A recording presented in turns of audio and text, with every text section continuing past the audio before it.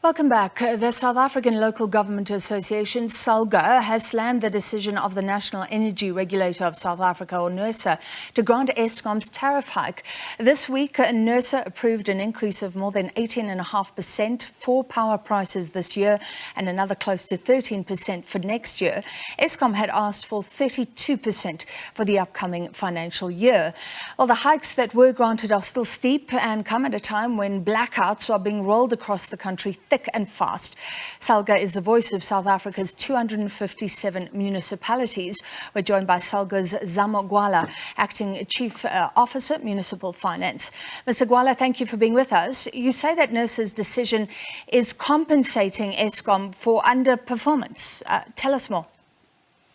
Yeah, no, thank you very much for the invitation to SALGA, just for us to come and add our voice in this challenge that as a country we are facing.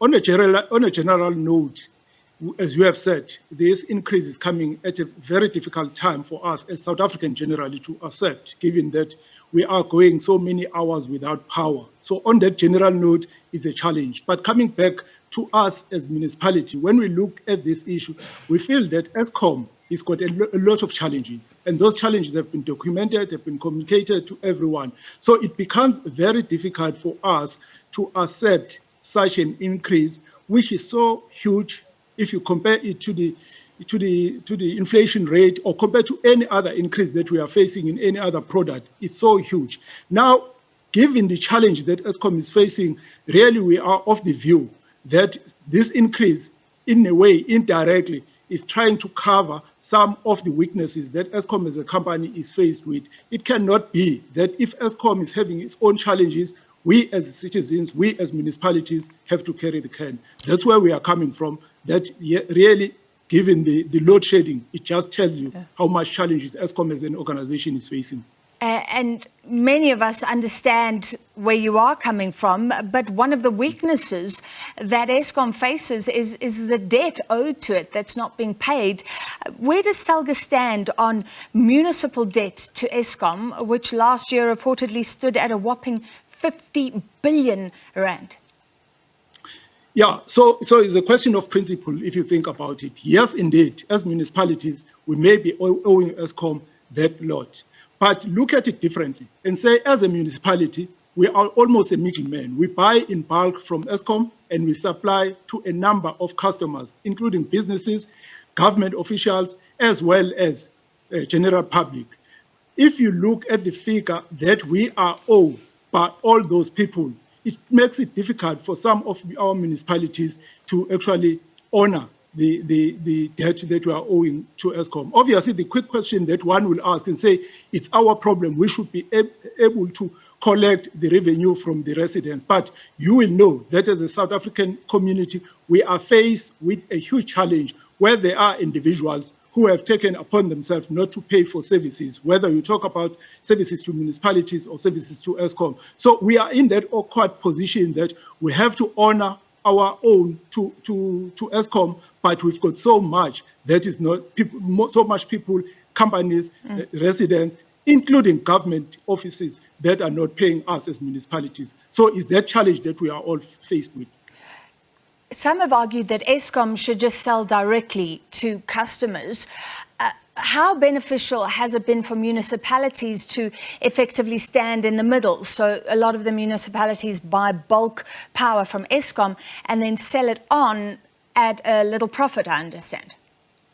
Yeah, so if you appreciate it, that question is a constitutional question really for the country, because the Constitution of South Africa requires us as municipalities to supply electricity to municipalities, to individuals. So it's not something that we just woke up one day and said we want to do. So if there is a decision that Eskom as an organization, it takes over, and hopefully one will want to believe that they will have a capacity. So it's a question of another day whether is that possible given the capacity constraint that Eskom is facing. I mean, if you consider the municipalities, yes, we add our margin, but we have to take into account that any service we have to pay for. We have our own infrastructure on the reticulation side, distribution and reticulation side. We have to pay for that. So we have to be able to add that margin in order to recover that. So, but if coming back to your question, that is a constitutional question whether Eskom as an entity will be able to distribute directly to each and every citizen of South Africa.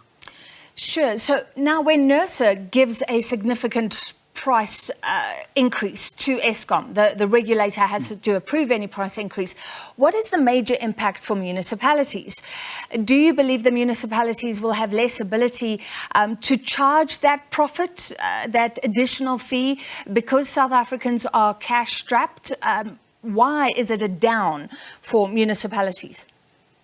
It's a huge problem for the municipality. When you look at the challenges that we are faced with, a number of people that are not paying.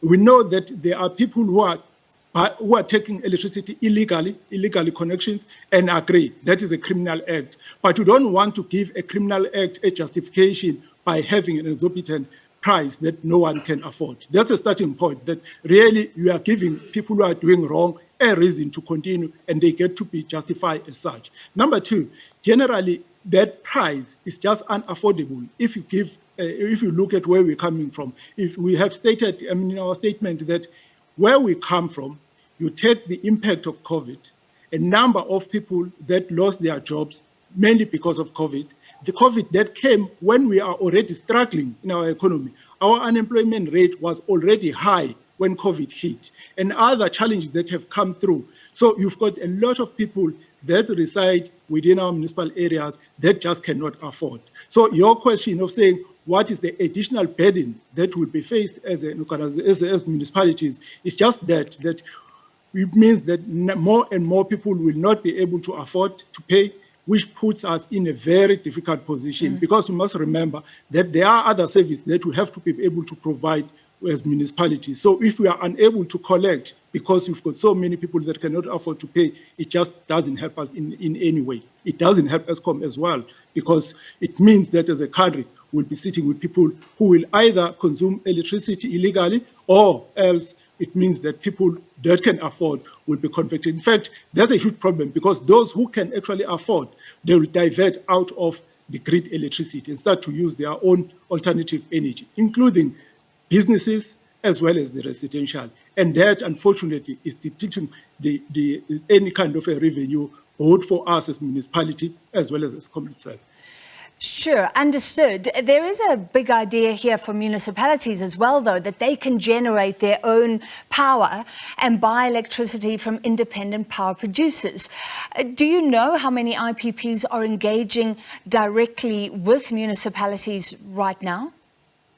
Yeah, so I can't give you the exact number, but a number of municipalities are engaging with a number of people, both in the private and the public sector, and try to see how else can we be able to generate power for us really to try to reduce the amount that we are getting from Eskom. It's that of a challenge, really, if you think about it. As a resident, if I can afford, or if I'm a business, if I can afford to generate my own power, it just means that revenue is taken away from us as municipality. So it makes sense as a municipalities to find ways and means to generate power so that we are able to retain those customers that are doing well in our books. But it's a huge challenge. There are a number of people that we are engaging, trying to find the alternatives. Yeah, and the clock is ticking, because you have to do it before everybody who can pay tries to get off the grid. Thank you for that explanation. We appreciate it. SALGA's Zamo, Gwala, Acting Chief Officer, Municipal Finance.